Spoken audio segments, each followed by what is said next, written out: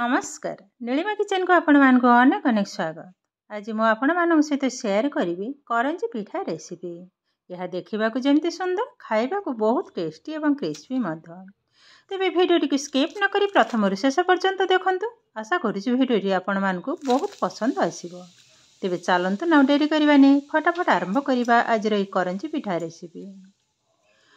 मुझे गोटे bowl 2 cup मैदा और स्वाद अनुसार लुण को पकई नेले। एबे भल भाव सबुजाक मिसई नबा। एबे पकई नबा तेल। एठी मो 4 टेबल स्पून तेल पकई नेली। एबे भल भाव तेल मैदा गोले नबा जेमते मयनटा भल भाव ही हबो। मयन जेते भल हबो पिठाटा सेते क्रिस्पी बनिबो। देखंतु भल भाव मध्य मो मयनटा देई देइछि। एबे देखंतु हल्का टिके मुठा कलारु मुठाटा भल भाव किंतु बांधी जाउछि। एबे अल्प अल्प पानी साहाय्य अटाटा को चकटी नबा। एकाथरे किंतु पानी पकेइबेनी, अल्प अल्प पानी पकेइबे। हल्का रे भली भाव टिके आग गोले नबा तापर किंतु चकटिबा। देखंतु मो अल्प अल्प 2-3 थर किंतु पानी पकई सारले। एबे भल भाव चकटी नेबे आउ लागिबनी पानी। एबे देखंतु अटाटा को मध्य मो चकटी नेइजे। आउ थरे एई भली भाव चकटी नेबे। तापर छोट छोट बॉल काटी नबा। देखो बेसी बड़ करिबिनी जेमती हमर नॉर्मली पूरी होय ताठू टिके बड़। आज पिठाटा किंतु मो हातरे गढ़िबिनी छांचरे ही तैयारी करिबी। एबे गोल कर नबा। देखंतु एबे बेलिबा जेतेटा संभव पतला करी बेली नबा।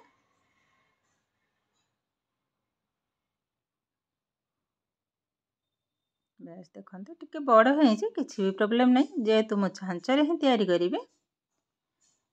एबे देखंतु मो गोटे छांच नहीं जे हल्का टिके तेल लगे न भल भाव मो केबे किंतु छांचरे तैयारी करिनी। फर्स्ट टाइम किंतु छांचरे ही तैयारी करूचे। देखंतु साइड रे भल भाव रे मध लगे नेले। एबे पिठाटा को मझिरे भल भाव रे रखि नेले। एबे मु किछि पूरा मध तैयारी करथिली नडिया एवं छेना पूरा मझिरे रखि नबा। पूराटा किंतु सुखिला टिके हेले भल। ये पिठा थरे तैयारी करी मासे पर्यंत रखी खाई परिबे किछि भी हबनी। देखंतु एबे जॉइन कर नबा भल भाव रे चापी दबा टिके। बस एबे एक्स्ट्रा जो बाहर जाई ताकू किंतु बाहर कर नबा। एबे खोली नौ जे देखंतु पिठाटा किंतु केते सुंदर भाव रे तैयारी हे गलानी। तो यही भली भाव रे मो किंतु सब जाक पिठा को तैयारी कर नै जे। देखंतु ऑलरेडी गैस रे मु तेल मध बसै नै जे। आ तेलटा एमिति गरम हवा दरकार जेमिति कि हाथ देले हाथ रे मध माने हाथटा सुहाइला भलिया ही गरम हबो। आ बेसी यदि गरम होई जिवो पिठाटा ठीक से हबनी। एबे पकई नबा पिठा।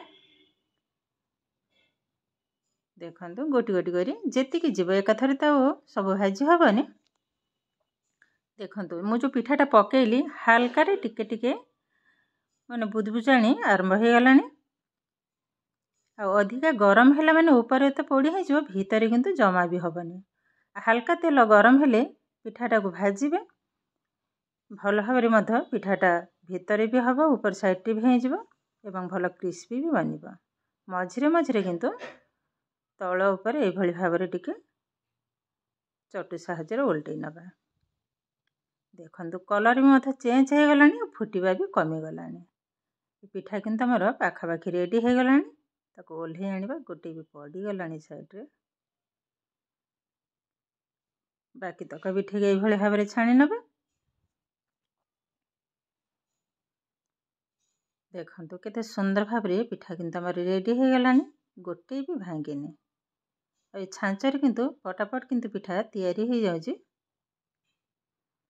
ये भी हो गलानी। देखंतु आरे कलर मध चेंज हो गलानी और फुटिबा भी मध कमी गलानी।